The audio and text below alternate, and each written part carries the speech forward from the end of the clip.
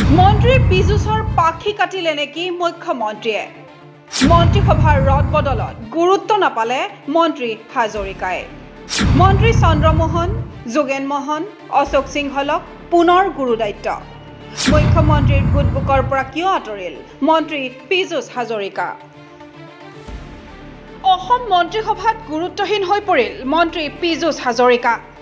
মুখ্যমন্ত্ৰী ডক্টৰ হিমন্ত বিশ্ব শৰ্মা নেতৃত্বাধীন বিজেপি চৰকাৰত নিজকে ভাবি মুখ্যমন্ত্ৰী বুলি জাহিৰ কৰি অহা মন্ত্ৰী পীযুষ হাজৰিকাৰ আৰম্ভ হৈছে উভতনি যাত্ৰা মন্ত্ৰীসভাৰ শেহতীয়া ৰদ বদলত কোনো গুৰুত্বই নাপালে মন্ত্ৰী হাজৰিকাই ইয়াৰ বিপৰীতে মন্ত্ৰীসভাত অধিক গুৰুত্ব লাভ কৰিলে একাংশ জ্যেষ্ঠ মন্ত্ৰীয়ে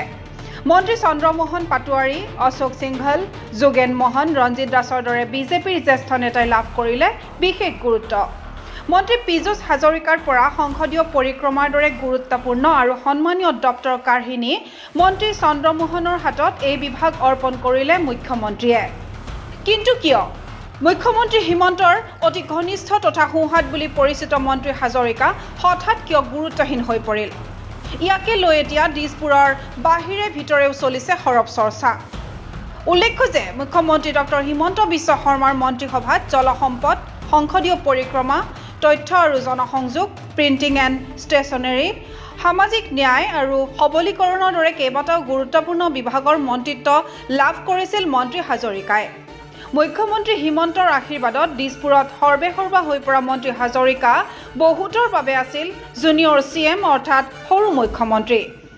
কথা বতৰাৰ পৰা চাল চলনলৈকে এক সাহাবী আদব কায়দাৰে মন্ত্ৰী হাজৰিকায়ো নিজকে এক প্ৰকাৰ ছেকেণ্ড মুখ্যমন্ত্ৰী বুলিয়েই ভাবি লৈছিল তদুপৰি মুখ্যমন্ত্ৰী ডক্টৰ হিমন্তৰ নাম ব্যৱহাৰ কৰিয়েই দিছপুৰত যিকোনো বিভাগতে অবাধ হস্তক্ষেপ চলাই আহিছিল মন্ত্ৰী হাজৰিকাই ৰাজ্যত চলি থকা প্ৰতিটো সিন্ডিকেটৰ আৰতো মন্ত্ৰী হাজৰিকাৰ আশীৰ্বাদ আছে বুলি বিভিন্ন সময়ত অভিযোগ উঠি আহিছে কাঠ কয়লাৰ পৰা গৰু মহৰ সিন্ডিকেটলৈকে মাছ কণীৰ পৰা বাৰ্মিজ চুপাৰীলৈকে সকলো সিন্ডিকেটৰ আঁৰৰ মানুহ মন্ত্ৰী হাজৰিকা বুলি অভিযোগ উঠি আহিছে আনকি শেহতীয়াকৈ ৰাজ্যত পোহৰলৈ অহা ট্ৰেডিং কেলেংকাৰীৰ মহানায়কসকলো মন্ত্ৰী হাজৰিকাৰ আশীৰ্বাদ পুষ্ট আছিল বুলিও চৰ্চিত আছিল এনে বহু অভিযোগ ইতিমধ্যে বিজেপিৰ শীৰ্ষ নেতৃত্বই লাভ কৰিছিল বিজেপিৰ শীৰ্ষ নেতৃত্বৰ হাতত পৰিছিল মন্ত্ৰী হাজৰিকাৰ সকলো কুকীৰ্তিৰ দস্তাবেজ এনে বহু অভিযোগৰ পিছত মন্ত্ৰী হাজৰিকাক নিয়ন্ত্ৰণ কৰিবলৈ বিজেপিৰ শীৰ্ষ নেতৃত্বই মুখ্যমন্ত্ৰীক সোঁৱৰাই দিছিল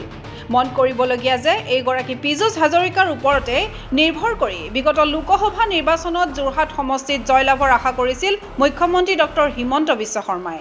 কিন্তু মুখ্যমন্ত্ৰীয়ে ভবা ধৰণে ফলাফল দিব নোৱাৰিলে মন্ত্ৰী হাজৰিকাই দিছপুৰৰ শীৰ্ষ সূত্ৰই সদৰি কৰা মতে এনে বহুবোৰ কাৰণতে সম্প্ৰতি মুখ্যমন্ত্ৰীৰ গুটবুকৰ পৰা আঁতৰিবলগীয়া হৈছে মন্ত্ৰী হাজৰিকা মন্ত্ৰীসভাৰ ৰদ বদলৰ সময়তে মুখ্যমন্ত্ৰী ডক্টৰ হিমন্ত বিশ্ব শৰ্মাই যেন এই কথা বুজাই দিলে গপত গঙাটো হৈ থকা মন্ত্ৰী পীযুষ হাজৰিকাক